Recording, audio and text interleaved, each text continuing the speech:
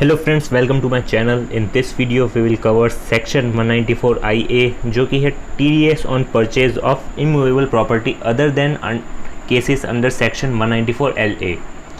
तो कोई भी तरह की इमूवेबल प्रॉपर्टी को अगर हम परचेज करते हैं तो उसके बदले में जो भी हम पेमेंट करते हैं, राइट, यानी जैसे ही हमने इमूवेबल प्रॉपर्टी को परचेज़ किया और उसके बदले में हम पेमेंट करेंगे तो आफ्टर स्पेसिफिक अमाउंट, कोई स्पेसिफिक अमाउंट है इस सेक्शन में दे रखा है, आगे बताऊंगा, तो उस पर हमें TDS डिडक्ट करना पड़ता है, right.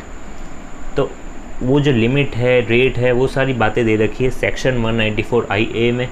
But other than cases under section 194LA, 194LA है compensation for compulsory acquisition of N immovable property. उस पर अगर कोई TDS कटता है देन वो वाला सेक्शन अप्लाई होगा, राइट, LA वाला।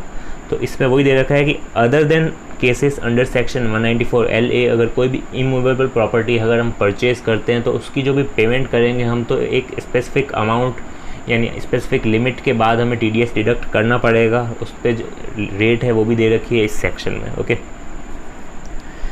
सो स्टार्ट करते हैं। सबसे पहले पेयर एंड पेई। तो पेयर वो होता है जो पेमेंट करता है, और पेई वो होता है जिसको पेमेंट रिसीव होती है।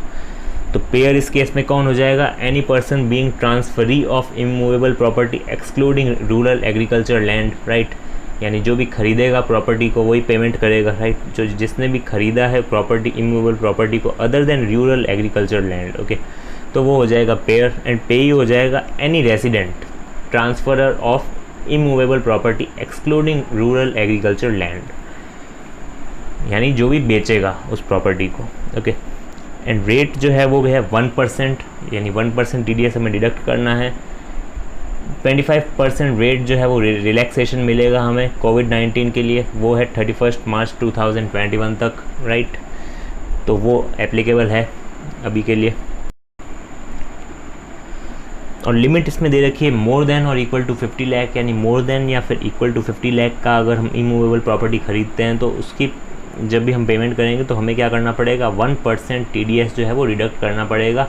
अगर कोविड-19 यानी 31 मार्च 2021 तक पेमेंट करना है then we have to deduct 0.75%, यानी 1% में से हमें 25% का रिलैक्सेशन मिलेगा ड्यू टू कोविड-19। ओके, और जो पेमेंट है वो कौन सी होगी? Consideration for transfer of immovable property excluding rural agriculture land. अब ये जो 10 है हमें लेने की ज़रूरत नहीं है for deducting TDS। Okay, because इसमें क्या होता है ना, ये काफ़ी फ्यू ट्रांजैक्शन होते हैं, तो इसके लिए हमें 10 वगैरह लेने की ज़रूरत नहीं है। 10 वगैरह कौन लेता है? जिसके रेगुलर TDS रिटर्न भरे जाते हैं, लाइक हर क्वार्टर में। बट घर तो जो है वो घर मतलब जो भी इमूवेबल प्रॉपर्टी जो है वो काफ़ी कम ट्रांजैक्शंस होते हैं, राइट। तो इसके लिए 10 लेने की कोई भी रिक्वायरमेंट नहीं है एज़ पर द सेक्शन।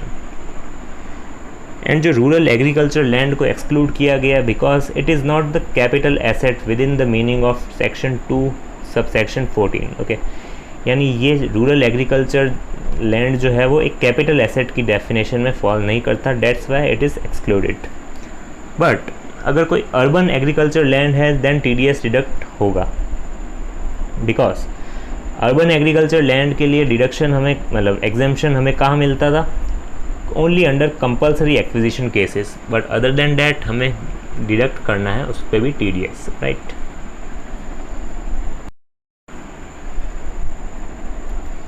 और जो ये कंसिडरेशन है जिसका हम पेमेंट करेंगे, कंसिडरेशन में और सारे चार्जेस भी इंक्लूड होंगे, like club membership fees, car parking fees, electricity water facility fees, maintenance fees, any advance fees या फिर any other charges of similar nature which are incidental to the transfer of immovable property, then वो जो भी amounts है वो भी हमें include करना है इस पर्टिकुलर कंसिडरेशन में, राइट। बिकॉज वो भी तो कंसिडर करेंगे ना हम जब भी मतलब खरीदेंगे कोई भी property. Club membership fees, parking fees, electricity fees वगैरह, ये सारी चीज़ें जो है वो consideration for transfer of immovable property में इंक्लूड होंगे।